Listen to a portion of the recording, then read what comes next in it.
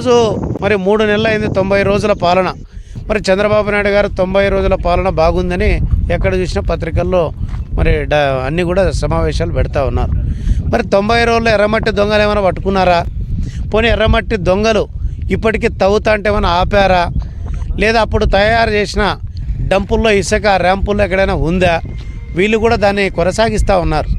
ఎందుకు కొనసాగిస్తూ ఉన్నారంటే డంపుల్లో పెట్టిన ఇసుక అంతా ఇప్పటికి మాయమైపోయింది.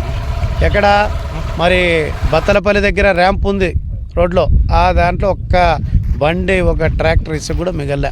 ఈ ప్రభుత్వం వచ్చిన తర్వాతనే కదిరి దగ్గర పులివెందుల రోడ్లో ర్యాంపులో ఇసుక ఉండేది, లేదు ఇప్పుడు కనిపించట్లే. తర్వాత ఇంకా చాలామంది చెప్తా ఉన్నారు, అధికారులందరినీ పోలీస్ అధికారులను తమకు అనుకూలమైన వారిని వేసుకొని ఇదంతా కూడా గతంలో గండి నుంచి బెంగళూరు వరకు ఇసుక తోలారు, ఇప్పుడు కూడా తోలుతారని చెప్పి ప్రజలు చెప్పుకుంటా ఉన్నారు. కాబట్టి ఇప్పటికి అడుగుతూ ఉన్నాం, దాదాపు 4 ఎకరాల గుట్టనంతా తవ్వారు, ఇప్పుడు కూడా కొనసాగుతూ ఉంది.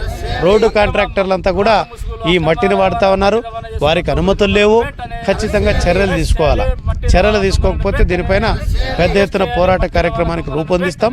సిపిఐ ఆధ్వర్యంలో సత్యసాయి జిల్లాలో ఈ ఎర్రమట్టి దొంగలను అరికట్టేంత వరకు కూడా మా పోరాటాన్ని కొనసాగిస్తామని చెప్పి ఈ సందర్భంగా సిపిఐగా హెచ్చరిస్తాం.